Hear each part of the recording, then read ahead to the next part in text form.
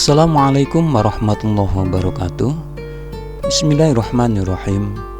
Alhamdulillahirrabbilalamin. Allahumma sholli wa sallim wa barik ala Sayyidina Muhammad wa ala alihi wa sahbihi ajma'in. Sahabat ngaji dipun yang baik, kali ini kita akan belajar tentang yang boleh tidak berpuasa di bulan Ramadan. Dari buku Panduan Lengkap Puasa Ramadan menurut Al-Quran dan Sunnah yang ditulis oleh Abu Abdillah Syahrul Fatwa bin Luqman dan Abu Ubaidah Yusuf bin Mukhtar As-Sidawi. Siapa sajakah yang diberi keringanan untuk tidak berpuasa? Yang pertama, orang yang musafir, melakukan safar atau bepergian. Orang yang musafir ini ada 3 keadaan. Yang pertama, jika puasa sangat memberatkan, bahkan khawatir membahayakan dirinya, maka haram baginya berpuasa. Tatkala Fathul Mekah, para sahabat merasakan sangat berat dalam berpuasa. Akhirnya Rasulullah SAW berbuka. Akan tetapi ada sebagian sahabat yang tetap memaksakan diri berpuasa. Maka Rasulullah SAW pun berkata, "Ulaika langsatu. Ulaika langsatu." Mereka itu orang yang bermaksiat. Mereka itu orang yang bermaksiat. Hadis diriwayatkan oleh Muslim. Yang kedua, jika puasa tidak terlalu memberatkannya, maka puasa dalam keadaan seperti ini dibenci, karena dia berpaling dari keringanan Allah, yaitu dengan tetap berpuasa padahal dia merasa berat walaupun tidak sangat. Yang ketiga, jika puasa tidak memberatkannya, maka hendaklah dia mengerjakan yang mudah, boleh puasa, boleh berbuka, karena Allah Subhanahu wa ta'ala berfirman, "A'udzu billahi minasyaitonir rajim, yuridullahu bikumul yusra wa la yuridu bikumul usra." Allah mengendaki kemudahan bagimu dan tidak mengendaki kesukaran bagimu. Quran Surat Al-Baqarah ayat 185. Hikmah dari keadaan ini adalah apabila seorang musafir tidak merasa berat ketika puasa, maka ia boleh berbuka atau tetap berpuasa. Namun manakah yang lebih afdal, berbuka ataukah berpuasa?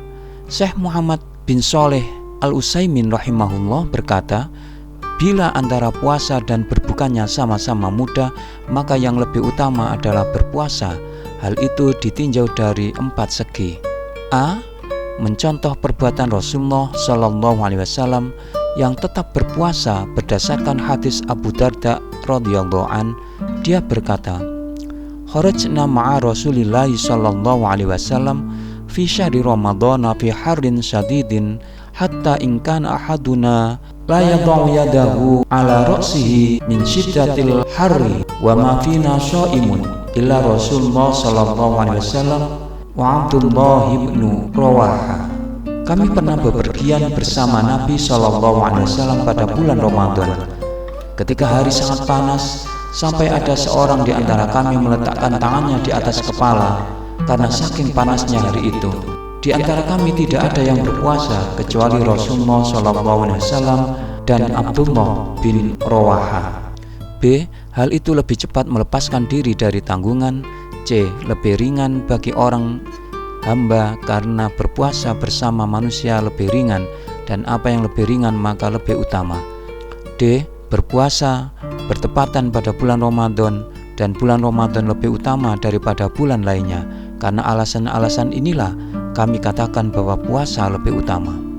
Orang yang boleh tidak berpuasa berikutnya adalah orang yang sakit.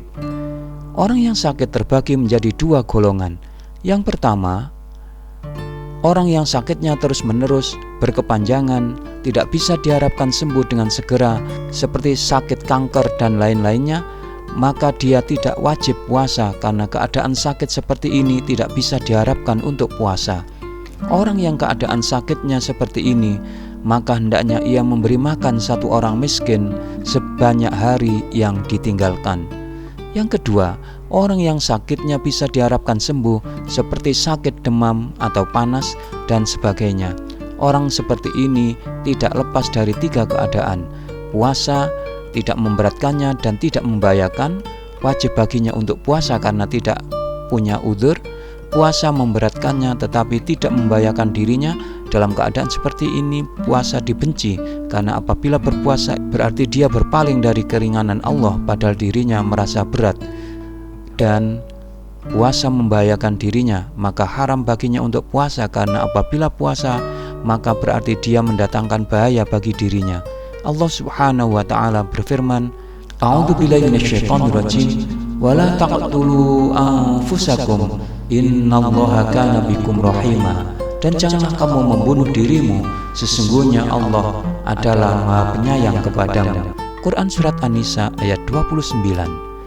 Untuk mengetahui bahaya atau tidaknya puasa bagi orang yang sakit, bisa dengan perasaan dirinya kalau puasa akan berbahaya atau atas diagnosis dokter yang terpercaya. Maka kapan saja seorang yang sakit tidak puasa dan termasuk golongan ini, hendaklah dia mengganti puasa yang ditinggalkan apabila dia sudah sembuh dan sehat. Apabila dia meninggal dunia sebelum dia sembuh, maka gugurlah utang puasanya, karena yang wajib baginya adalah untuk mengqadha puasa di hari yang lain yang dia sudah mampu melakukannya, sedangkan dia tidak mendapati waktu tersebut. Berikutnya, orang yang mendapat keringanan untuk tidak berpuasa adalah wanita hamil dan menyusui. Wanita hamil dan menyusui ada 3 keadaan. Yang pertama, apabila wanita hamil dan menyusui khawatir dengan puasanya dapat membahayakan dirinya saja, maka ia boleh berbuka dan wajib mengqadha di hari yang lain kapan saja sanggupnya menurut pendapat mayoritas ahli ilmu, karena dia seperti orang yang sakit yang khawatir terhadap kesehatan dirinya. Allah Subhanahu wa taala berfirman, A'udzubillahi minasyaitonirrajim, faman kana minkum maridhan aw 'ala safarin fa'iddatun min ayyamin ukhra. Maka jika di antara kamu ada yang sakit atau dalam perjalanan lalu ia berbuka, maka wajiblah baginya berpuasa sebanyak hari yang ditinggalkan itu pada hari-hari yang lain. Quran Surat Al-Baqarah ayat 184. Imam Ibnu Qudamah rahimahullah mengatakan, walhasil bahwa wanita yang hamil dan menyusui apabila khawatir terhadap dirinya maka boleh berbuka dan wajib mengqadha saja. Kami tidak mengetahui ada perselisihan di antara ahli ilmu dalam masalah ini, karena kedudukannya seperti orang sakit yang takut akan kesehatan dirinya. Kedua, apabila wanita hamil dan menyusui khawatir dengan puasanya dapat membahayakan dirinya dan bayinya, maka boleh baginya berbuka dan wajib mengqadha seperti keadaan yang pertama. Imam Nawawi mengatakan, para sahabat kami mengatakan, orang yang hamil dan menyusui apabila keduanya khawatir puasanya dapat membahayakan dirinya, maka dia berbuka dan mengqadha. Tidak ada fidyah karena dia seperti orang yang sakit, dan semua ini tidak ada perselisihan. Apabila orang yang hamil dan menyusui khawatir puasanya membahayakan dirinya dan bayinya, dia juga berbuka dan mengqadha tanpa ada perselisihan. Yang ketiga, apabila wanita hamil dan menyusui khawatir puasanya akan membahayakan kesehatan janin atau bayinya saja, tidak terhadap dirinya, maka dalam masalah ini terjadi silang pendapat di antara ulama hingga terpola sampai 6 pendapat. Setidaknya 3 pendapat yang masyhur, wajib mengqadha saja.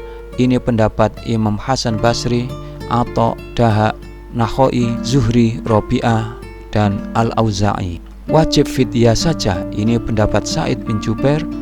Wajib qadha dan fidyah, ini adalah pendapat Mujahid dan Imam Syafi'i.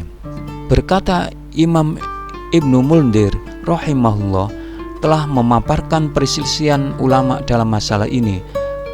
Dengan pendapat Hasan dan Atha kami berpendapat kami hanya wajib qadha saja tanpa membayar fidyah. Hikmah yang ada pada permasalahan ini adalah sebuah muktamar kedokteran digelar di Kairo pada bulan Muharram tahun 1406 Hijriah dengan tema sebagian perubahan kimiawi yang bisa ditimbulkan dari puasanya wanita hamil dan menyusui. Demi menjawab pertanyaan yang kerap muncul, apakah puasa berpengaruh terhadap wanita yang hamil dan menyusui? Setelah melalui penelitian para dokter ahli, disimpulkan bahwa tidak ada bahaya bagi wanita hamil dan menyusui untuk berpuasa di bulan Ramadan. Selanjutnya yang boleh tidak berpuasa yang keempat adalah wanita haid dan nifas. Hal ini didasarkan pada hadis alaisa idza hadat lam tusalli wa lam tasum fadzalika nuqsanu diniha. Bukankah wanita jika sedang haid maka dia tidak sholat dan tidak puasa? Itulah bentuk kekurangan agamanya. Hadis diriwayatkan oleh Bukhari Muslim. Para ulama juga berpendapat bahwa wanita haid dan nifas tidak boleh berpuasa dan tidak sah puasanya. Tentang apa hikmah di balik larangan ini ada dua pendapat di kalangan ulama. Sebagian ulama mengatakan bahwa hikmahnya adalah ta'abudi, tidak diketahui, hanya murni ketundukan kepada Allah. Karena suci bukanlah syarat sahnya puasa dengan dalil sahnya puasa orang junub. Dan keluarnya darah melemahkan badan. Seandainya tetap berpuasa maka akan berbahaya bagi badan. Sebagaimana para ulama telah bersepakat bahwa wajib bagi wanita haid dan nifas untuk mengqadha hutang puasanya pada hari-hari lainnya. Hal ini dilandaskan pada hadis Aisyah radhiyallahu anha, kami mengalami haid pada zaman Rasulullah sallallahu alaihi wasallam, maka kami diperintah untuk mengqadha puasa dan tidak diperintah untuk mengqadha sholat. Perbedaan antara puasa dan sholat. Sholat berulang-ulang sehingga berat untuk mengqadhanya, sedangkan puasa tidak demikian. Namun perbedaan yang inti adalah dalil, sehingga kita tidak membutuhkan alasan. Syekh Muhammad bin Shalih Al-Utsaimin rahimahullah berkata, mengomentari hadis Aisyah radhiyallahu anha di atas, demikianlah jawaban Aisyah radhiyallahu anha. Dia tidak mengatakan dengan jawaban semisal, karena sholat itu berulang-ulang. Kalau diharuskan mengqadha maka sangat berat. Berbeda dengan puasa karena hanya sebulan dalam setahun. Sebab jawaban ini bisa saja dibantah dan tidak disetujui kalau itu adalah hikmahnya. Maka hendaknya kita tanamkan pada diri kita, keluarga kita, dan masyarakat kita agar pasrah terhadap syariat. Karena hal ini memiliki dua manfaat. Yang pertama, agar membiasakan manusia untuk pasrah dan tunduk terhadap hukum Allah, baik dia mengetahui hikmahnya ataupun tidak. Yang kedua, apabila kita berpedoman pada nas, maka hal ini akan menyelesaikan perselisihan di antara kaum mukminin. Sebab mungkin saja apabila engkau menyebutkan satu hikmah, seorang akan membantahnya dan tidak menyetujuinya sebagai hikmah. Berikutnya yang terakhir, orang yang boleh tidak berpuasa adalah orang yang berusia lanjut.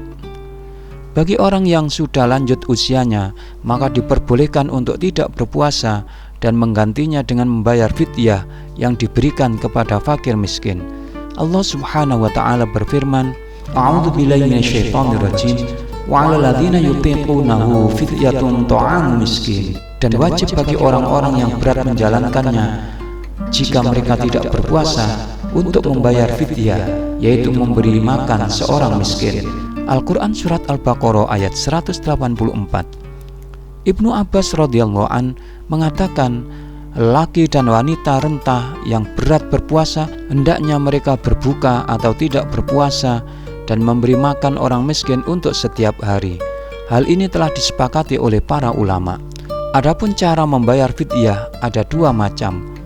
Membuatkan makanan lalu mengundang orang-orang miskin sebatas hari yang ditinggalkan, sebagaimana dilakukan oleh sahabat Anas bin Malik tatkala lanjut usia, atau membagikan satu emut atau kurang lebih setengah kilogram beras beserta lauk pauknya.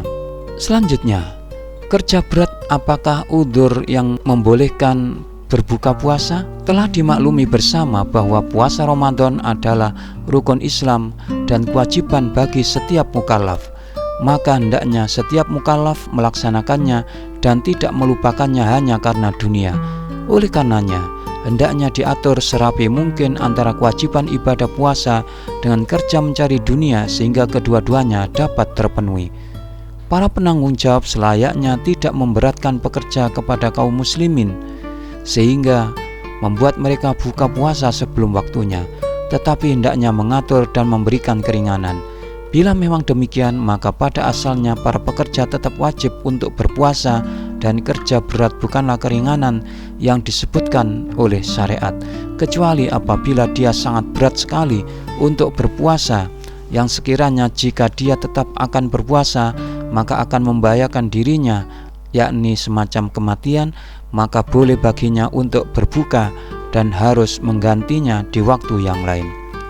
Sahabat ngaji dipun yang baik, demikianlah 5 orang yang boleh tidak berpuasa. Mudah-mudahan Allah menjadikan ini manfaat untuk kita semua. Wassalamualaikum warahmatullahi wabarakatuh.